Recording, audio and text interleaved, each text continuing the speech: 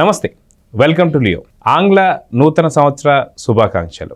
అయితే ఈ నూతన సంవత్సరంలో నారా లోకేష్ గారు నిజంగా ఏపీ అండ్ తెలంగాణ ప్రజలపై తనకున్నటువంటి ఒక మక్కువ ఏంటనేది మళ్ళీ నిరూపించుకున్నారు. అదేంటి అంటే యునైటెడ్ ఇండియా అనేటువంటి సంస్థతో ఇన్సూరెన్స్ ఏదైతే ఉందో దాదాపు 1 కోటి మందికి పైగా ఒకేసారి ఇన్సూరెన్స్ నమోదు చేయడం అనేది ఇదొక ప్రపంచ రికార్డ్ అని కూడా చెప్పుకోవచ్చు. మొత్తానికి ఈ యొక్క అంశంపై మనతో పాటు సూర్యదేవ లత గారు ఉన్నారు. వారిని అడిగి తెలుసుకుందాం. మేడం నమస్తే. నమస్తే. మీకు ఆంగ్ల నూతన సంవత్సర శుభాకాంక్షలు. Thank you, same to you. Madam, ఇది నారా లోకేష్ గారికి సంబంధించి చూసుకుంటే మనకి ఏపీ ప్రజలపైన తెలంగాణ అంటే టీడీపీ పార్టీకి సంబంధించి కార్యకర్తలు ఎవరైతే ఉంటారో వీళ్ళందరిపైన పార్టీ ఎంత మక్కువ చూపిస్తుంది అనేది మనం చూస్తూ వస్తున్నాం. గతంలో అన్న ఎన్టీఆర్ గారు, అదేవిధంగా చంద్రబాబు నాయుడు గారు, ఇప్పుడు లోకేష్ గారు ఆ యొక్క ప్రభావాన్ని కావచ్చు, ఈ యొక్క పాత్ర ఎంత అంటే కుటుంబ సభ్యుల్లాగా కార్యకర్తలు చూసుకోవడంలో ఏం చేయబోతుంది పార్టీ అనేది చాలా చక్కగా నిరూపించి వస్తున్నారు. సో ఇప్పుడు యునైటెడ్ ఇండియా అనేటువంటి ఒక సంస్థతో చేసుకున్నటువంటి ఒక ఒప్పందాన్ని గురించి మీరు ఎలా వివరిస్తారు? అంటే నారా చంద్రబాబు నాయుడు గారు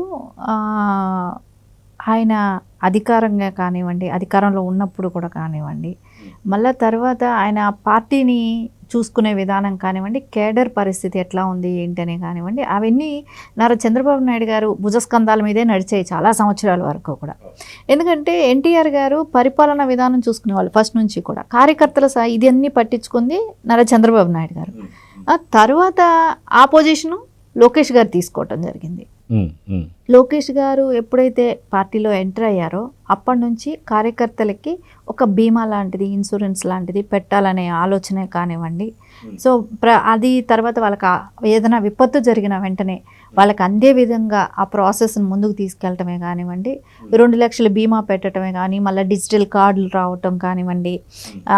సో కరెక్ట్ అంటే ఇదివరకు ఫస్ట్లో స్లిప్పులు లాంటివి వచ్చేది సభ్యత్వాలు, అంటే తర్వాత కార్డ్స్ ప్రింట్ అవ్వటం రావటం. అంటే కంపేర్ టు అన్ని పార్టీలలో మనం చూసుకుంటే ఏ పార్టీలో కూడా తెలుగుదేశం పార్టీ కార్యకర్తకు ఉన్న ఫెసిలిటీస్ వేరే పార్టీలో ఉండవు.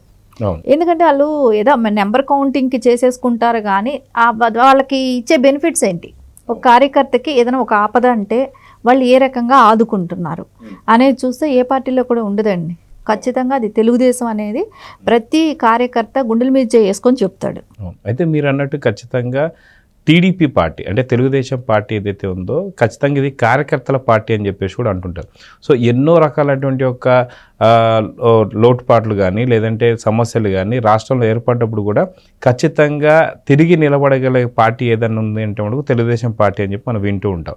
సో ఇది ఖచ్చితంగా కార్యకర్తల పార్టీ కాబట్టే మనకి 2024లో దాదాపు 23 సీట్లకు పరిమితమైనటువంటి ఒక తెలుగుదేశం పార్టీ కూడా దాదాపు 135 సీట్లు కైవసం చేసుకుంది. అంటే ఖచ్చితంగా ఇది కార్యకర్తల పార్టీ అని చెప్పుకోవచ్చు అంటారా? ఖచ్చితంగా ఇక్కడ ఏంటంటే అండి, ప్రతి నరాల్లో తెలుగుదేశం కార్యకర్తకి ఏదైనా కోపం ఉండొచ్చు, లోకల్ క్యాడర్ మీద కోపం ఉన్నా సరే ఆ టైం వచ్చింది అనుకోండి, ఆ జెండా కనపడిందంటే చాలా అండి, ఇంకా వాళ్ళకి ఎక్కడ లేని ఉత్తేజం వచ్చేస్తుంది.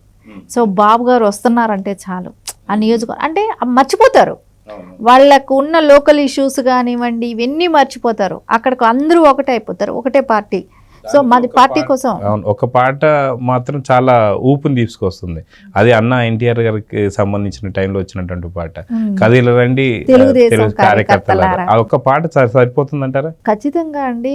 ఎక్కువ పాటలు బాబు గారి మీద ఉన్న పాటే కానివ్వండి, ఎన్టీఆర్ గారి టైంలో ఉన్న పాటే కానివ్వండి, ఇవన్నీ అసలు వింటుంటేనే ఆ ఉత్తేజం వేరుగానే ఉంటుంది.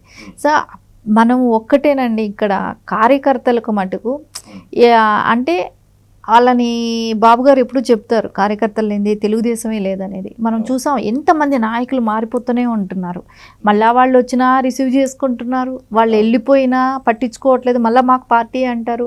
ఇక్కడ ఒక్కటేనండి, వాళ్ళకి పసుపు జెండా కనపడాలి, తెలుగుదేశం అనే ఒక ముద్ర. నారా చంద్రబాబు నాయుడు గారు మా అధ్యక్షులు, అంతే. వాళ్ళకి ఇంక ఈ నాయకులు వెళ్ళిపోయారా, వచ్చారా, వస్తే మాకేంటి, వెళ్తే మాకేంటి అనేటట్టు. వస్తే మేము పార్టీ కోసం చేస్తాం, వాళ్ళు ఎవరైనా రానివ్వండి, మా నాయకులు ఒప్పుకున్నారు మేము పనిచేస్తాం. వాళ్ళు వెళ్ళిపోయినా వాళ్ళతో పాటు ఏ క్యాడర్ ఎప్పుడూ కూడా తెలుగుదేశం క్యాడర్ మటుకు కార్యకర్త ఒక్కడిని తీసుకెళ్ళలేరండి. వేరే పార్టీకి ఒక నాయకుడిని, ఒక కార్యకర్తను తీసుకెళ్ళలేరు. వెళ్తే నాయకులే వెళ్ళాల్సిందే. అది కార్యకర్తల బలం తెలుగుదేశంకి.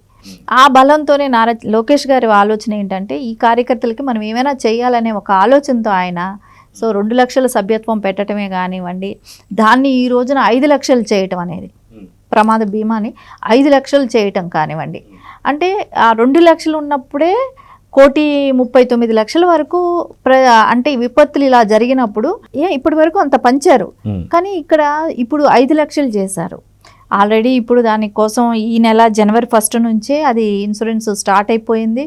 ఇంకా కూడా అంటే ఒక మినిమం అమౌంట్ కూడా కట్టేశారు, 42 కోట్లు కట్టడం జరిగింది ఇన్సూరెన్స్ కంపెనీలకి. ఆల్రెడీ ఒప్పందం కూడా అయిపోయింది. ఏదైనా ప్రమాద బీమా అంటూ ఏదైనా జరిగినప్పుడు వాళ్ళకి కార్యకర్తలకి 5 లక్షల రూపాయలు వాళ్ళకి వెళ్ళటం కూడా జరుగుతుంది. ఇంకా తర్వాత మనకు ఎలాగో అంటే కార్యకర్తలు మనం చూసాం గతంలో కూడా, మనం ఆ పార్టీల్లో ఉన్నప్పుడు వాళ్ళ ఫ్యామిలీస్ని ఏ విధంగా ఇబ్బంది పెట్టడం, వాళ్ళని ఫైనాన్షియల్గా ఆర్థికంగా దిగజారేటట్టు చేయటం, తర్వాత వాళ్ళని చంపటమే కానివ్వండి, వాళ్ళకి ఏమైనా హెల్త్ ప్రాబ్లం వచ్చినా కానివ్వండి, కేసులు కావచ్చు, ఇలాంటివన్నీ జరిగినప్పుడు కూడా పార్టీ ఆదుకోవటం కూడా, అంటే వాళ్ళ పిల్లల్ని చదివించటం. రెసిడెన్షియల్ స్కూల్స్ ఎలాగో ఉన్నాయి గండిపేటలో, ఇక్కడ తెలంగాణలో గండిపేట దగ్గర ఉంది, చర్లపల్లి కావచ్చు ఉంది. సో ఇలాగా ఎక్కడికెక్కడ తెలుగుదేశం కార్యకర్త అని అంటూ చాలు వాళ్ళకి ఆదుకోవటానికి తెలుగుదేశం పార్టీ ఎప్పుడూ ముందుంది. దానికి నారా లోకేష్ గారు కూడా ఆయన ఎప్పుడు కార్యకర్తలని అంటే రోజు కలుస్తూనే ఉన్నారు, రోజు వాళ్ళ బాగోగులు చూస్తూనే ఉన్నారు, రోజు వాళ్ళకి ఎక్కడ ఏం అవసరం ఉందో దాని గురించి పట్టించుకుంటూ ఉన్నారు. ఇంకా అలాంటప్పుడు తెలుగుదేశం కార్యకర్తలకి ఏదైనా ఒక ప్రాబ్లం వచ్చిందంటే మాకు లోకేష్ అన్న ఉన్నారు, సో మాకేం ప్రాబ్లం లేదు, ఆయన చూసుకుంటారు అనేటట్టు ప్రతి కార్యకర్తలో కూడా ఆ భరోసా అనేది ఇవ్వగలిగారు నారా లోకేష్ గారు. సో అదొకటి చాలు కదండి. ఇప్పుడు వేరే పార్టీల్లో ఉన్నారు, ఏదో ఎలక్షన్లు వచ్చినప్పుడు జెండాలు పట్టుకొని మోయిపిస్తారు, తర్వాత వాళ్ళని పక్కన పెట్టేస్తారు, వాళ్ళు మంచి బాగోగులు పట్టించుకునే వాళ్ళు లేరు. సో కంపారిజన్ మనకి ఇక్కడ ఎంత కనపడుతుంది. సరే ఇంకా తర్వాత హెల్త్కి ఇప్పుడు కొన్ని ఒక్కొక్క చోట హెల్త్ ప్రాబ్లమ్స్ వచ్చి ఉంటాయి. సో అలాంటి వాళ్ళని కూడా లోకేష్ గారు ఆదుకోవటమే కానివ్వండి, వాళ్ళని ఫైనాన్షియల్గా అంటే హెల్త్కి మనం కావాల్సినట్టు ఏదైనా సపోర్ట్ చేస్తే ఆయన మళ్ళీ బతుకుతారు, మళ్ళీ వాళ్ళు పనులు వాళ్ళు చేసుకోగలుగుతారు అన్నప్పుడు వాళ్ళని ఆదుకోవటమే కానివ్వండి. ఎలాగో బసవతారకం లాంటిది ఇది ఉంది, అలాంటి వాటిల్లో కూడా చాలామంది కార్యకర్తలకు అందరికీ కూడా ట్రీట్మెంట్లు ఇవ్వటమే కానివ్వండి, ఎన్టీఆర్ బ్లడ్ బ్యాంక్స్ ఉన్నాయి. సో ఇక్కడే కానివ్వండి, అంటే అదే కార్యకర్తలు రక్తదానం చేస్తున్నారు, అదే లేని వాళ్ళకి ఇస్తున్నారు. అంటే ఇక్కడ చూస్తే చేసేది వీళ్ళే చేస్తారు, రకాల సమాజానికి హెల్ప్ చేస్తారు, అదేలాగా వాళ్ళు హెల్ప్ పొందుతున్నారు. వాళ్ళు త్యాగం చేయటానికి తెలుగుదేశం కార్యకర్తలు ఎప్పుడూ ముందుంటారు. దానిని గుర్తించి వాళ్ళు చేసే త్యాగానికి మనం ఏమైనా చేయాలి అని నారా లోకేష్ గారు ఆలోచించి కార్యకర్తలకు అండగా ఉండటం, ఆయన ఒక భరోసాగా ఉండటం, ఇట్లాంటి స్కీములన్నీ తీసుకురావటం, వాళ్ళ కుటుంబాలను ఆదుకోవాలనే ఒక ఆలోచనే కానివ్వండి, దానికి అన్నిటికీ కూడా నారా లోకేష్ గారు ఎప్పుడూ ముందుంటున్నారు. సో కార్యకర్తలకి ఒక భరోసా అయిన నాయకుడు నారా లోకేష్ గారు అనేది తెలుగుదేశం క్యాడర్ అంతా నమ్ముతుందండి. అయితే ప్రతిపక్షంలో ఉన్నప్పుడు కూడా మీరు ఇందాక అన్నట్టు దాదాపు ప్రతి ఒక్కళ్ళ పైన 2 లక్షల బీమా ఏదైతే ఉందో చాలా మందికి అయితే హెల్ప్ చేయడం జరిగింది. అదే కాకుండా రోడ్డు ప్రమాదాలు కావచ్చు, అదేవిధంగా ఇంకే రకమైన సరే ప్రమాదాల్లో చనిపోయిన వారికి కూడా వాళ్ళకి తిరిగి డబ్బులు దాదాపు 2 లక్షల పైగా అందించినటువంటి సందర్భం మనం చూసాం. సో ప్రతిపక్షంలో ఉన్నప్పుడే ఇంత జరిగితే రేపు రానున్నటువంటి ఒక 2029 ఎన్నికల లోపల కోటి సభ్యత్వాల కన్నా మించి ఇంకా జరగబోతుందని చెప్పి అర్థమవుతుంది. సో ఎంతవరకు జరిగే అవకాశం ఉంది అంటే ఏం చెప్తారు? ఈజీగా ఆల్రెడీ కోటికి దగ్గరలో ఉన్నాము. కోటి అయితే ఇంకా 2-3 రోజుల్లో కూడా రీచ్ అయిపోతాము. కోటి దాటుతుంది అంటే 1,25-30 లక్షలు అయినా కూడా ఆశ్చర్యపోవాల్సిన పర్లేదు. అందరికీ కూడా అండి వేయాలి. మనం తెలుగుదేశంలో ఒక ఓటేసేదే కాదు, మనం సభ్యత్వం ఒక కార్యకర్తను చెప్పుకోవటానికి గర్వపడుతున్నారు.